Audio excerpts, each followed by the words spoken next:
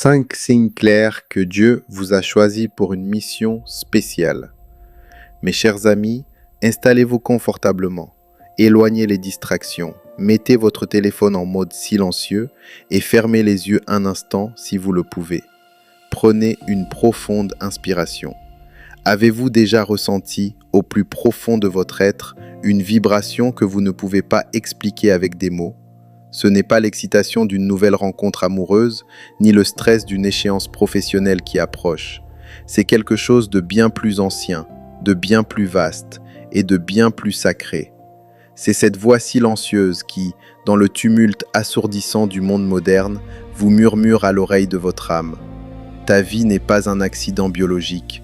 Tu n'es pas simplement une statistique parmi des milliards d'êtres humains. Tu es ici pour une raison précise. Nous vivons dans une société qui essaie de nous uniformiser. On nous bombarde d'images de ce que devrait être la réussite. Un certain compte en banque, une certaine apparence, une certaine maison. On nous dit comment penser, comment consommer, comment nous comporter pour être acceptés.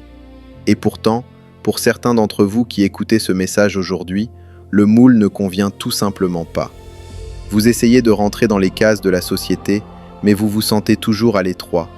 Vous vous sentez comme un exilé sur cette terre, comme un ambassadeur d'un autre royaume qui attend un signal que vous seul pouvez entendre. Peut-être qu'en ce moment même, ta réalité quotidienne est à l'exact opposé de la grandeur. Tu te sens peut-être perdu dans une routine de bureau qui t'étouffe.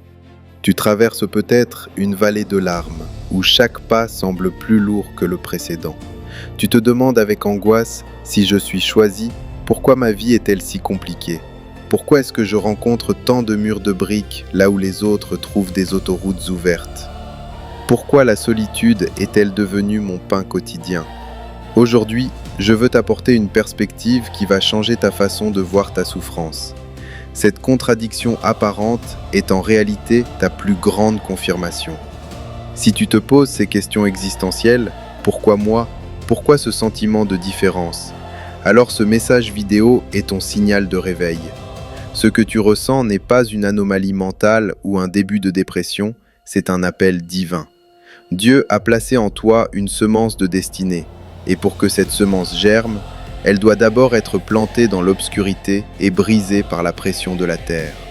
Explorons ensemble, pas à pas, les 5 signes clairs et bibliques qui prouvent hors de tout doute que Dieu t'a mis à part pour une mission qui dépasse ton imagination humaine.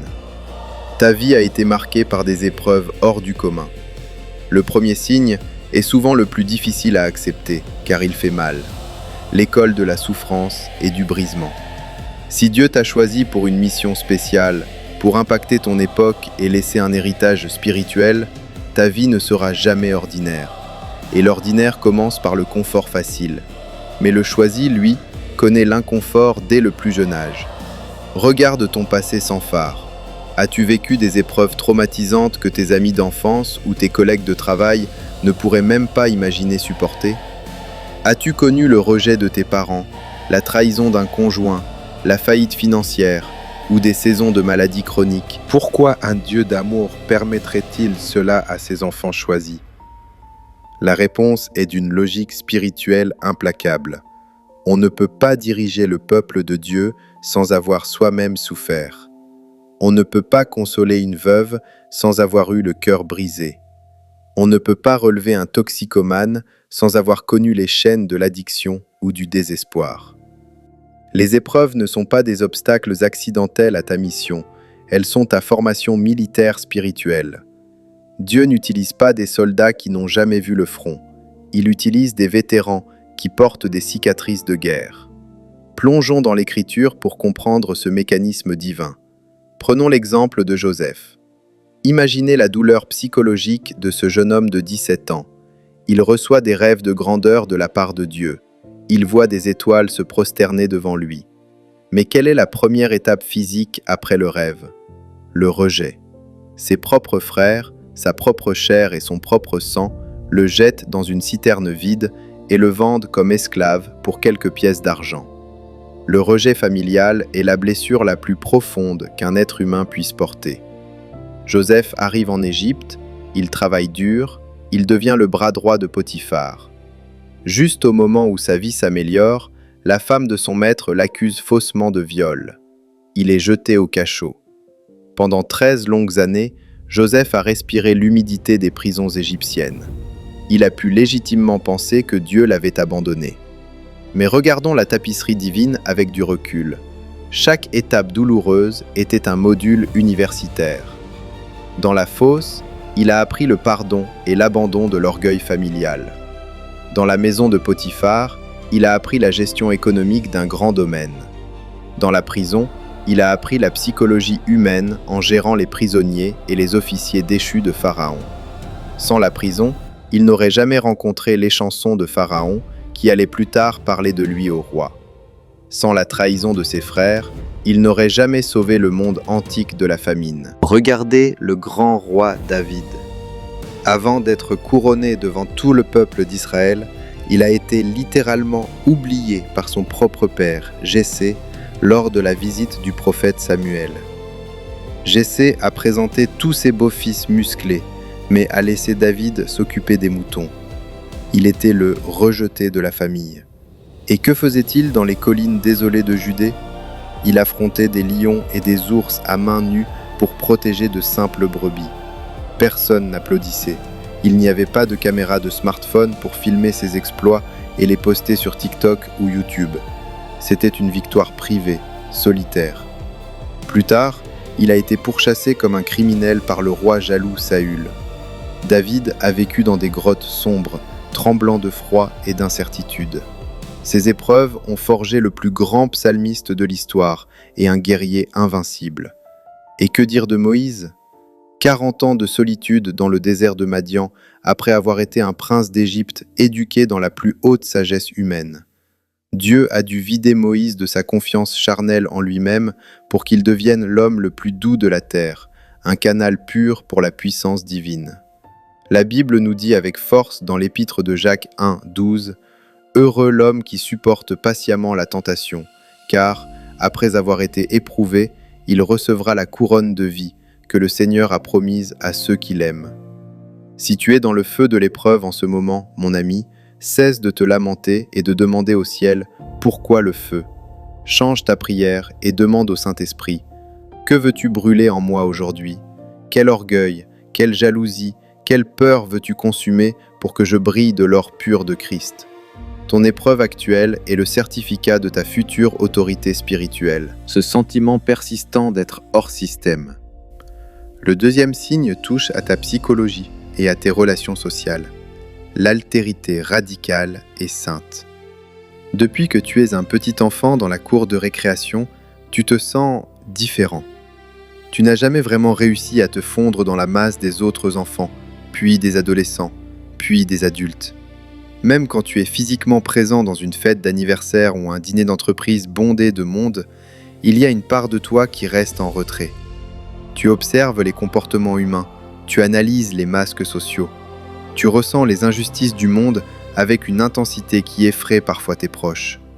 Tu te mets à pleurer devant un reportage aux informations alors que les autres zappent avec indifférence.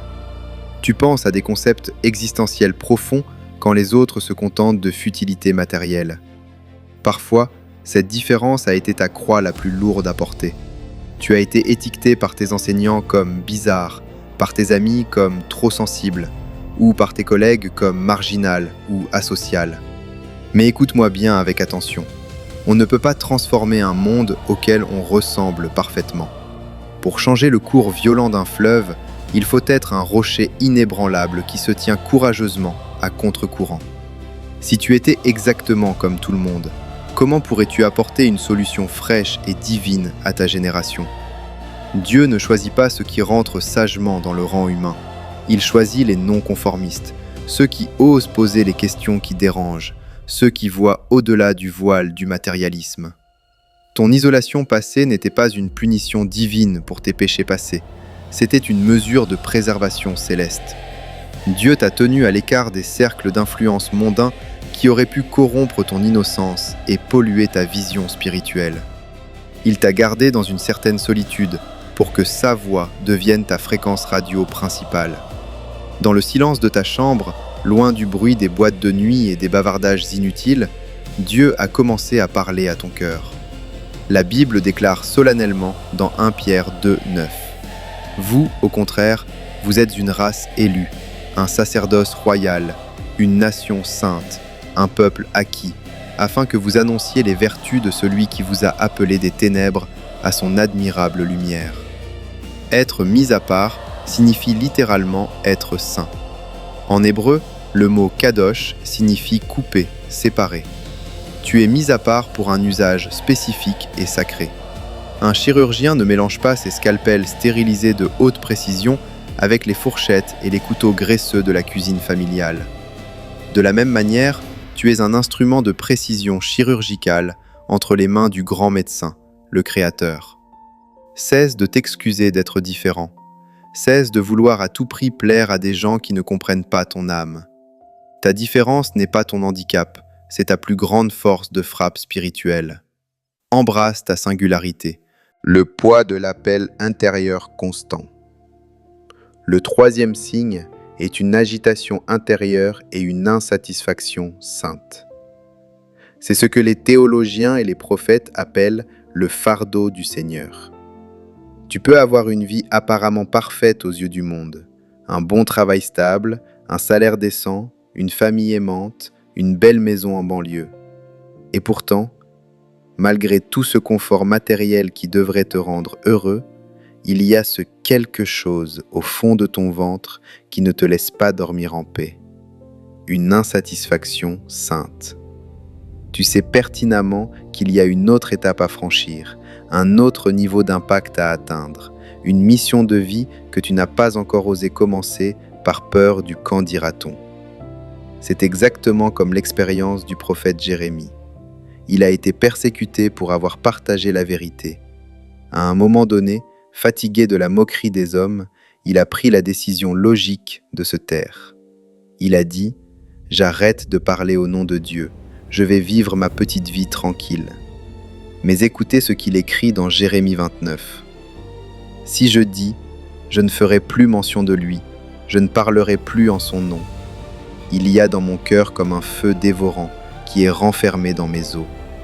Je m'efforce de le contenir et je ne le puis. » Peut-être que cet appel se manifeste par des rêves nocturnes répétitifs où tu te vois aider des foules, enseigner ou prêcher. Peut-être par une compassion presque insupportable pour une cause humanitaire spécifique. Les orphelins, les sans-abri, les femmes brisées, la jeunesse perdue. Peut-être par un désir brûlant de créer une entreprise éthique, d'écrire un livre libérateur, de composer de la musique qui guérit les âmes, ou de bâtir un ministère chrétien. Cet appel viscéral ne vient pas de tes ambitions égoïstes ou de ta chair. L'ambition humaine cherche la gloire, la reconnaissance et les projecteurs pour soi-même.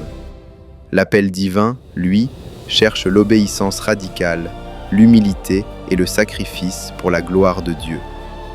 Si cette pensée de mission revient frapper à la porte de ton esprit sans cesse, malgré tes doutes intellectuels, malgré tes échecs passés qui te hurlent que tu n'es pas digne, c'est parce que c'est une empreinte digitale divine gravée sur le code génétique de ton âme. Dans Jérémie 1,5, Dieu dit au jeune prophète terrifié par sa jeunesse « Avant que je t'eusse formé dans le ventre de ta mère, je te connaissais.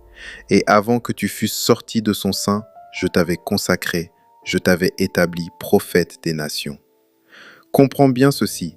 Tu n'as pas choisi cette mission un matin en te réveillant. C'est la mission du royaume de Dieu qui t'a choisi avant la fondation du monde. Tu peux essayer de fuir tes responsabilités spirituelles comme le prophète Jonas en prenant un bateau pour Tarsis et en allant dormir dans la cale. Mais le vent de Dieu soufflera, la tempête se lèvera et le grand poisson des circonstances providentielles te ramènera toujours, de gré ou de force, vers ton point de départ, ta ville de Ninive. Autant cesser de résister et embrasser ton destin dès aujourd'hui. L'obéissance immédiate t'évitera bien des tempêtes inutiles. Une sensibilité accrue à la douleur et à l'injustice du monde. Le quatrième signe de l'élection divine est la marque de fabrique du Christ, le cœur de serviteur aimant et compatissant. On reconnaît ceux que Dieu a véritablement choisis, non pas à leur arrogance théologique ou à leur posture de supériorité morale sur les réseaux sociaux, mais à leur profonde empathie humaine.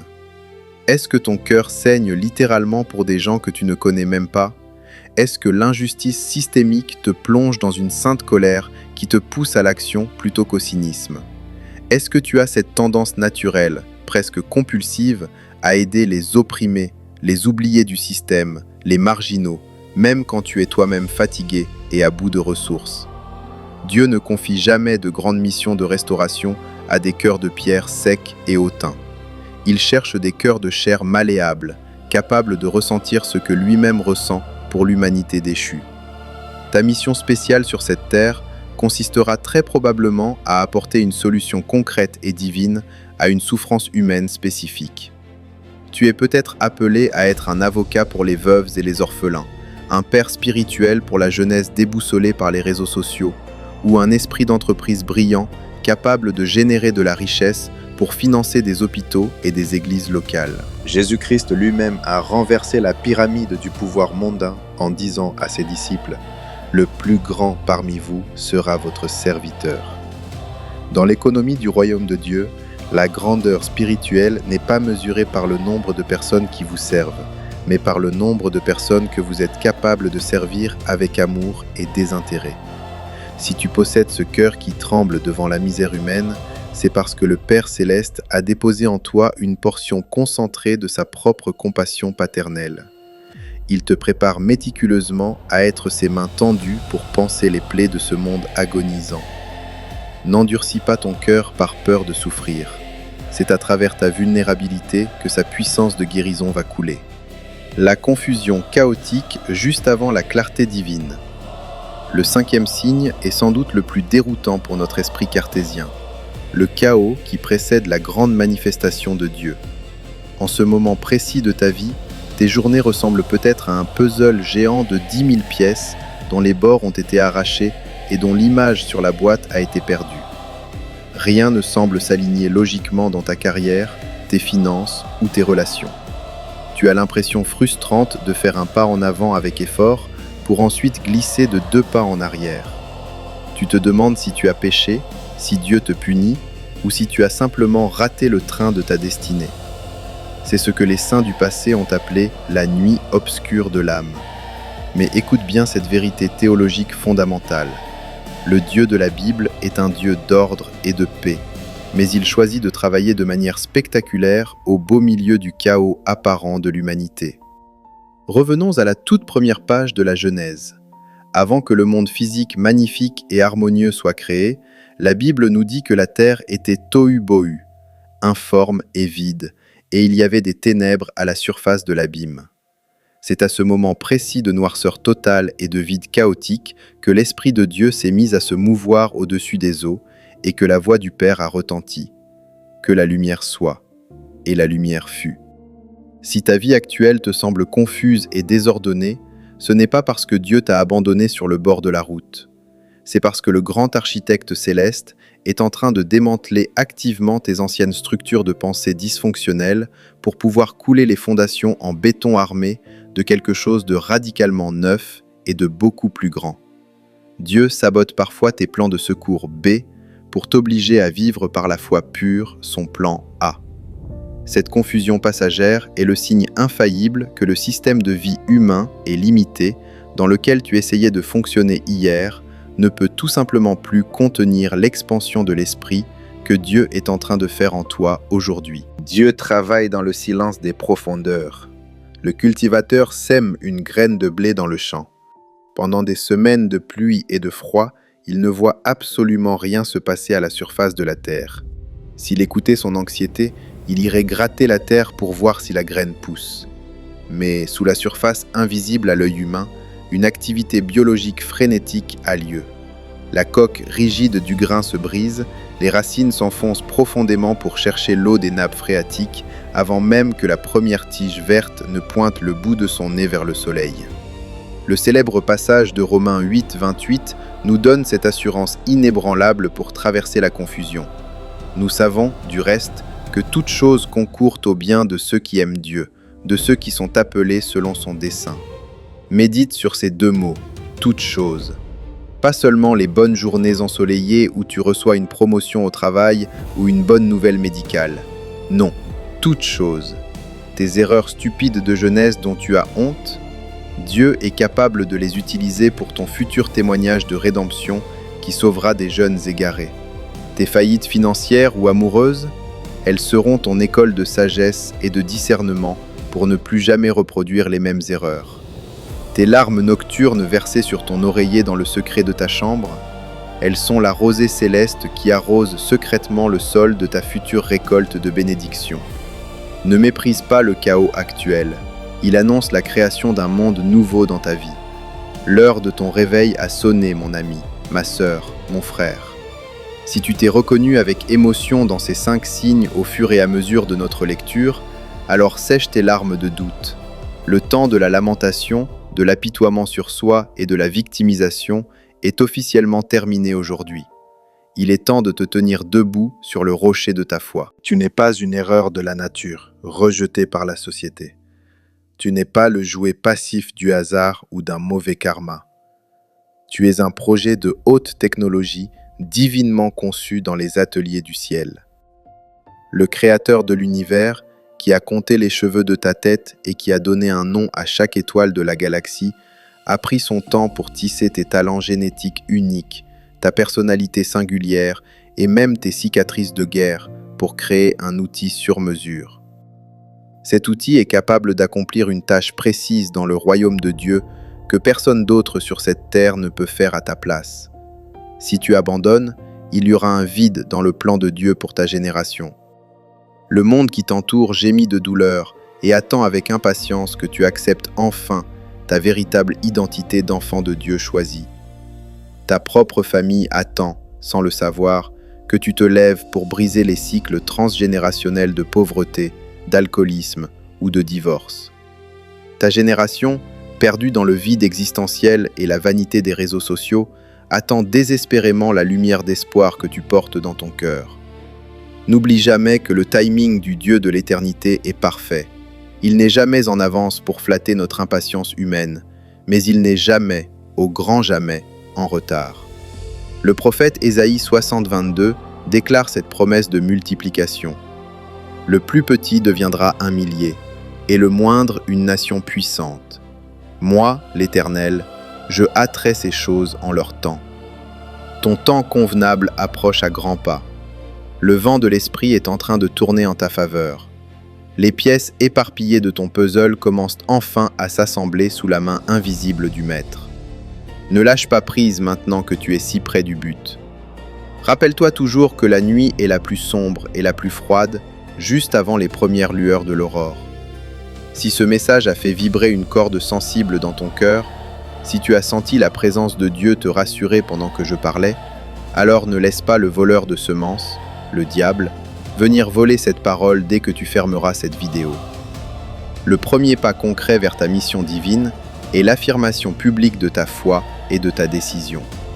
C'est l'heure de l'engagement. Voici 3 étapes simples et concrètes pour sceller cette parole aujourd'hui dans le monde physique. Déclare ton identité dans les commentaires. Ne sois pas timide. Prends ton clavier et écris avec audace en commentaire sous cette vidéo « Je suis choisi par Dieu et j'accepte avec foi ma mission spéciale ». En tapant ces mots, tu libères une proclamation d'autorité dans l'atmosphère spirituelle de ta vie. C'est ton acte de naissance spirituelle pour ta nouvelle saison. Deviens un canal de bénédiction, partage. Il y a au moins une personne dans ton répertoire de contacts téléphoniques ou sur tes réseaux sociaux qui se sent profondément abandonnée, nulle et inutile aujourd'hui. Ne sois pas égoïste avec la bonne nouvelle. Partage immédiatement le lien de cette vidéo avec elle par WhatsApp ou par message privé. Sois le messager humain que Dieu utilise pour sauver une vie du désespoir aujourd'hui. Rejoins notre famille spirituelle. Abonnement. On ne peut pas marcher seul vers sa grande destinée. La solitude est le piège de l'ennemi. Nous avons besoin les uns des autres pour nous encourager quand la foi faiblit. Si tu veux continuer à recevoir ces enseignements profonds, ces paroles d'exhortation et ces rappels bibliques pour nourrir ton âme pendant ta phase de préparation au désert, abonne-toi dès maintenant à notre chaîne et active la petite cloche de notification pour ne manquer aucune de nos prochaines rencontres vidéo. N'oublie jamais le message central de ta vie à partir de cet instant. Tu n'es pas un accident de parcours. Tu es une mission en cours d'exécution. Tu es une destinée scellée par le sang de Jésus-Christ.